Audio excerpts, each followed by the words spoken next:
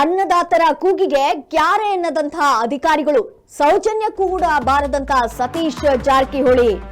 ಉತ್ತರ ಕರ್ನಾಟಕದಲ್ಲಿ ಅನ್ನದಾತರ ಪ್ರತಿಭಟನೆ ಇನ್ನೂ ಕೂಡ ನಿಂತಿಲ್ಲ. ಅನ್ನದಾತರ ಕೂಗಿಗೆ ಕ್ಯಾರೆ ಅಂತ ಇಲ್ಲ ಅಲ್ಲಿನ ಅಧಿಕಾರಿಗಳು. ಒಂದು ಕನಿಷ್ಠ ಪಕ್ಷ ಸೌಜನ್ಯಕ್ಕೂ ಕೂಡ ಸತೀಶ್ ಜಾರಕಿಹೊಳಿ ಅವರು ಬಂದಿಲ್ಲ. ಪ್ರತಿ ಟನ್ ಕಬ್ಬಿಗೆ 3,500 ರೂಪಾಯಿ ಒಂದು ಬೆಲೆ ನಿಗದಿಗೆ ಒತ್ತಾಯವನ್ನ ಮಾಡಲಾಗಿದೆ. ನಿಗದಿತವಾಗಿರುವಂತಹ ಬೆಲೆಯನ್ನ ಘೋಷಿಸುವಂತೆ ಸಹಸ್ರಾರು ರೈತರು ಆಗ್ರಹವನ್ನ ಮಾಡಿದ್ದಾರೆ. ರೈತರ ಹೋರಾಟಕ್ಕೆ ಹಲವು ಸಂಘಟನೆಗಳು ಕೂಡ ಬೆಂಬಲವನ್ನ ನೀಡಿದೆ. ಬಿಜೆಪಿ ಪಕ್ಷದ ಶಾಸಕರು ಮತ್ತು ಸಂಸದರು, ಮಠಾಧೀಶರು ಕೂಡ ಬೆಂಬಲವನ್ನ ಸೂಚಿಸಿದ್ದಾರೆ. ಆದ್ರೂ ಕೂಡ ಕನಿಷ್ಠ ಪಕ್ಷ ಸೌಜನ್ಯಕ್ಕಾದ್ರೂ ಸತೀಶ್ ಜಾರಕಿಹೊಳಿ ಅವರು ಬರ್ಬೇಕಿದ್ರು, ಆದ್ರೆ ಅವರು ಅಲ್ಲಿಗೆ ಬಂದೇ ಇಲ್ಲ. ಅದೆಲ್ಲದಕ್ಕೂ ಕೂಡ ಕ್ಯಾರೆ ಅಂದಿಲ್ಲ. ಉತ್ತರ ಕರ್ನಾಟಕದಲ್ಲಿ ಅನ್ನದಾತರ ಪ್ರತಿಭಟನೆ ನಿಂತಿಲ್ಲ ಇನ್ನೂ ಕೂಡ. ಈ ಒಂದು ಅನ್ನದಾತರ ಕೂಗಿಗೆ ಅಧಿಕಾರಿಗಳು ಕ್ಯಾರೆ ಅಂತ ಇಲ್ಲ. ಪ್ರತಿ ಟನ್ ಕಬ್ಬಿಗೆ 3,500 ರೂಪಾಯಿ ಬೆಲೆಯನ್ನ ನಿಗದಿ ಮಾಡಬೇಕು ಅಂತ ಒತ್ತಾಯವನ್ನ ಮಾಡಿದ್ರು. ನಿಗದಿತ ಬೆಲೆ ಘೋಷಿಸುವಂತೆ ಸಹಸ್ರಾರು ರೈತರು ಆಗ್ರಹವನ್ನ ಮಾಡ್ತಾ ಇರುವಂತಹ ದೃಶ್ಯವನ್ನ ಕೂಡ ನೀವೀಗ ಗಮನಿಸ್ತಾ ಇರಬಹುದು. ಎಷ್ಟೊಂದು ರೈತರು ಆಗಮಿಸಿದ್ದಾರೆ.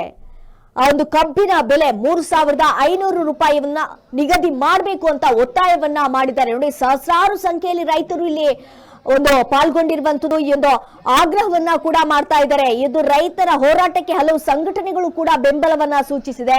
ಹಾಗೆ ಬಿಜೆಪಿ ಪಕ್ಷದ ಶಾಸಕರು, ಸಂಸದರು, ಮಠಾಧೀಶರು ಕೂಡ ಬೆಂಬಲವನ್ನ ಸೂಚಿಸಿದ್ದಾರೆ.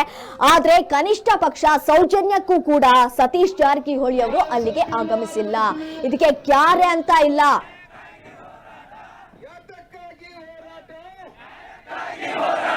ಯಾತಕ್ಕಾಗಿ ಹೋರಾಟ? ಕಬ್ಬಿನ ಬೆಲೆ ನಿಗದಿ ಮಾಡಲೇಬೇಕು.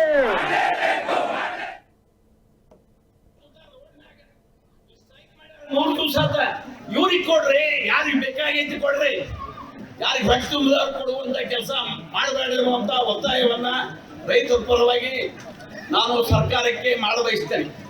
ಈಗಾಗಲೇ ಗದ್ದಿಗೌಡರು ಹೇಳಿದ್ದಾರೆ, ಸೆಂಟ್ರಲ್ ಗವರ್ಮೆಂಟ್ ಸಹಿತ ಇದ್ರಾಗ ಪಾಲುದಾರ ಆಗಬೇಕು. ಅವರು ಕೊಡ್ಲಿ, ಸ್ಟೇಟ್ ಗವರ್ಮೆಂಟ್ ಕೊಟ್ಟು ರೈತರನ್ನ ಬದುಕಿಸುವಂತ ಕೆಲಸ ಆಗಬೇಕು. ನೀವು ಸಾವಿರ ಕೊಟ್ಟು ಬಿಲ್ಡಿಂಗ್ ಕಟ್ತೀರಿ, ಅವ್ರ ಹೊಲದಾಗ ಒಂದು 10 ಲಕ್ಷ ಕೊಟ್ಟು ಮನೆಯೇ ಕಟ್ಕೊಳಕ್ ಅವಕಾಶ ಕೊಡ್ರಿ, ಉಳಿಸಿ. ಅದನ್ನೆಲ್ಲ ನೀವು ಮುಂಬೈದಾಗ ಎಲ್ಲಿ ಬೆಂಗಳೂರಾಗ ನೀವು ಬಿಲ್ಡಿಂಗ್ ಮಾಡ್ಕೋತೀರಿ. ನೀವು ಕೇಳ್ಬೇಕು ಅವ್ರ ಬಿಲ್ಡಿಂಗ್ಗಳು. ಒಂದೊಂದು ಬಿಲ್ಡಿಂಗ್ 4,000 ಕೋಟಿ 5,000 ಕೋಟಿ ಬಿಲ್ಡಿಂಗ್ ಕಟ್ತಾರೆ. ಹೆಂಗ್ ಬಂದು ನೀವು ದುಡಿಲಾರ್ದ ಬಂದ್ವ ನೀವು ರೈತರು ತಿಂದಿಲ್ಲ ಆಯ್ತಾ? ಅದಕ್ಕೆ ರೈತರಿಗೂ ಒಂದು ಸಹಾಯ ಸೌಲಭ್ಯ ಮಾಡುವಂತ ಕೆಲಸ ಮಾಡಬೇಕು ಈ ಕಾರ್ಖಾನೆಯವರು. ಆ ಕಾರ್ಖಾನೆಯವರ ಬಗ್ಗಿಸುವಂತ ಕೆಲಸ ಸರ್ಕಾರ ಮಾಡಬೇಕು ಅನ್ನುವಂತ ಒತ್ತಾಯವನ್ನ ನಾ ಮಾಡ್ತೀನಿ. ಒಂದು ವೇಳೆ ನೀವು ಮಾಡದೆ ಹೋದ್ರ ಈ ಹೋರಾಟ ಶಿಫ್ಟ್ ಆಕಕ್ಕೆ ಶುಗರ್ ಸಚಿವರು ಊರಿಗೆ ಅಲ್ಲಿ ಬಂದು ನೀವು ಹೊರಗೆ ಹೋಗಲಾರ್ದ ಪರಿಸ್ಥಿತಿ ಬರಬಾರ್ದು. ಈಗ ಒಮ್ಮೆ ಹಿಂದಕ್ಕೆ ಹಂಗಾದ ಈ ಸೋಮಯ್ಯ ಬೆಂಗಳೂರು ಕರೆಸಿ ಆಗಿನ ಸಚಿವರು ಇದ್ರತ್ತ ಸ್ಟ್ರಾಂಗ್ ಇದ್ರತ್ತಾವ, ಕೊಂಡಿಸಿ ರೇಟ್ ಹೇಳಿ ಹೋಗುದು ನೀವು ಹೊರಗತ್ತಂದ್ರತ್ತಾವ, ಜಗ್ಗಸ್ತ ಘೋಷಣೆ ಮಾಡಿ ಹೊರಗೆ ಹೋಗತ್ತಾವ. ಆದ್ರೆ ಇಬ್ಬರಿಗೆ ಲಾಭ ಹಂಗ ಮಾಡುವಂತ ಶಕ್ತಿ ನಿಮಗದ. ನಿಮ್ಮಿಂದ ಅವ್ರು ಬದುಕಿದವರು, ಅವರಿಂದ ನೀವು ಬದುಕಿದ್ರು ನಮ್ಗೆ ಅರ್ಥ ಆಗಲ್ಲ.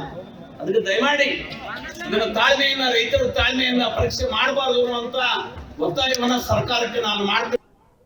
ಕರ್ನಾಟಕದೊಳಗೆ 3,500 ರೂಪಾಯಿ ಕನಿಷ್ಠ ಬೆಲೆಯನ್ನು ಕೊಡಬೇಕಂತೇಳಿ ನಾವು ನಿನ್ನೆ ಬೆಳಗಿನಿಂದ ನಿರಂತರವಾಗಿ ಪ್ರತಿಭಟನೆಯನ್ನು ಮಾಡ್ತಾ ಇದ್ದೀವಿ. ಯಾವುದೇ ಸರ್ಕಾರಿ ಸಚಿವರಾಗಿರ್ಬೋದು ಅಧಿಕಾರಿಗಳು ಸ್ಪಂದನೆ ಮಾಡಿರಲಿಲ್ಲ. ಡಿ ಸಿ ಅವ್ರು ಆರಾಮಿಲ್ಲಕ್ಕಾಗಿ ನೀನು ಎಸ್ ಸಿ ಅವ್ರನ್ನ ಕಳಿಸಿದ್ರು. ಎಸ್ ಸಿ ಅವ್ರಿಗೆ ನಾವು ಯಾವ ಸ್ಪಂದನೆ ಮಾಡಿಲ್ಲ, ಹೊರಗೆ ಕಳಿಸಿವಿ. ಅವ್ರನ್ನ ಗೆರ ಹಾಕಿ ಒಂದು ತಾಸು ಇಟ್ಕೊಂಡು ಆಮೇಲೆ ಹೊರಗೆ ಕಳಿಸಿವಿ.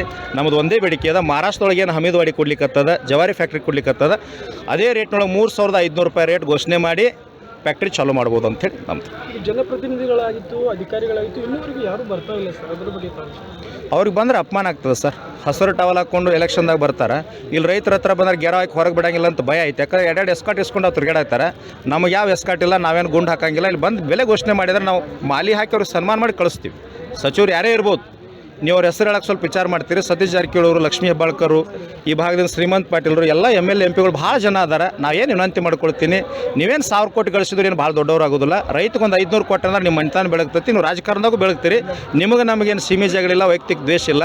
ನೀವು ನಮ್ಮ ಜಿಲ್ಲಾದವ್ರದೇ ರಾಜಕಾರಣಿಗಳು. ವೇದಿಕೆಗೆ ಬಂದು ಇವತ್ತು ಸಾಯಂಕಾಲ ಒಳಗೆ ಬಂದು ಒಂದು 500 ಘೋಷಣೆ ಮಾಡಿದ್ರೆ ಈ ರೈತರೆಲ್ಲ ಆಶೀರ್ವಾದದಿಂದ ಮುಂದೆ ನಿಮ್ಮ ಮನೆತಾನ ಬೆಳಗ್ತದೆ ಅಂತೇಳಿ ನಾನು ಶುಭ ಹಾರೈಸ್ತೀನಿ. ಒಂದಿಷ್ಟು ಕಾರ್ಖಾನೆ ಮಾಲೀಕರು ಈಗಾಗಲೇ ತಮ್ಮ ಕಬ್ಬನ್ನು ಖರೀದಿ ಮಾಡ್ತಾ ಇದ್ದಾರೆ, ಅದ್ರ ಬಗ್ಗೆ ತಾವೇನು? ಖರೀದಿ ಮಾಡಿದ್ರು 1 ಟನ್ ಕಡಿದ್ರು ಸಹಿತ ಟನ್ನಿಗೆ 3500 ಕೊಡಬೇಕು. ರೈತಿಗೆ ಲಾಸ್ ಆಗಿಕೊಡಂಗಿಲ್ಲ, ಕಬ್ಬು ಹಾಳು ಮಾಡ್ಕೊಡಂಗಿಲ್ಲ. ಫ್ಯಾಕ್ಟ್ರಿಗೆ ಲಾಸ್ ಆಗಲಿ, ಆದರೆ ರೈತಿಗೆ ಲಾಸ್ ಆಗಿಕೊಡಂಗಿಲ್ಲ. ಈ ಒಳಗೆ ತೊಗೊಂಡಿರ್ತಕ್ಕಂಥ ಫ್ಯಾಕ್ಟ್ರಿ ಕಬ್ಬು ಏನೈತೆ ಕಟಾವು ಮಾಡಿ ಅಹಂಕಾರದಿಂದ ಅದಕ್ಕೆ 3500 ಕೊಡಿಸ್ತೀವಿ.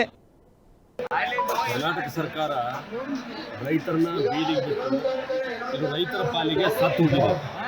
ಯಾಕಂದ್ರೆ ಕಳೆದ ಹಲವಾರು ತಿಂಗಳಿಂದ ಭಾಳ ದೊಡ್ಡ ಪ್ರಮಾಣದಲ್ಲಿ ಮಳೆ ಆಗಿ ಅತಿವೃಷ್ಟಿಯಾಗಿ ಪ್ರವಾಹ ಬಂದು ಲಕ್ಷಾಂತರ ಎಕರೆ ಬೆಳೆ ಹಾನಿಯಾಗಿದೆ. ಆ ಬೆಳೆಗೆ ₹1 ಕೂಡ ಇವತ್ತು ಬಿಡುಗಡೆ ಮಾಡಿಲ್ಲ. ಮತ್ತು ಕೇಂದ್ರ ಸರ್ಕಾರ ಖರೀದಿ ಕೇಂದ್ರಗಳನ್ನು ಪ್ರಾರಂಭ ಮಾಡಬೇಕಂತೇಳಿ ಪರ್ಮಿಷನ್ ಕೊಟ್ಟರೂ ಕೂಡ ಒಂದು 5% ಸಹಿತ ಅವರು ಖರೀದಿ ಕೇಂದ್ರದಲ್ಲಿ ಖರೀದಿ ಮಾಡುವಂಥ ಹೆಸರುಗಳು ನೋಂದಾವಣೆ ಆಗಿಲ್ಲ. ಈಗಾಗಲೇ ಶೇಕಡ 95% ರೈತರು ತಮ್ಮ ಬೆಳೆ ಮಾರ್ಕೊಂಡಾಗ ಇನ್ನೂ ಖರೀದಿ ಕೇಂದ್ರಗಳು ಪ್ರಾರಂಭ ಆಗಿಲ್ಲ ಅಂತಂದರೆ ನೀವು ಯೋಚನೆ ಮಾಡಿ ಯಾವ ರೀತಿ ಇದೆ ಅಂತ. ಹೀಗಾಗಿ ಈ ಸರ್ಕಾರ ರೈತರ ಪಾಲಿಗೆ ಸತ್ತು ಹೋಗಿದೆ. ಈ ಸರ್ಕಾರದ ಬಗ್ಗೆ ವಿಶ್ವಾಸಕ್ಕೆ ಸಾಕಿಲ್ಲ. ಆದರೂ ಕೂಡ ವಿರೋಧ ಪಕ್ಷವಾಗಿ ನಾವು ಭಾರತೀಯ ಜನತಾ ಪಕ್ಷ ರೈತರು ಹೋರಾಟ ಮಾಡ್ತಾ ಇದ್ದಾರೆ. ಹೋರಾಟಕ್ಕೆ ಬೆಂಬಲವನ್ನು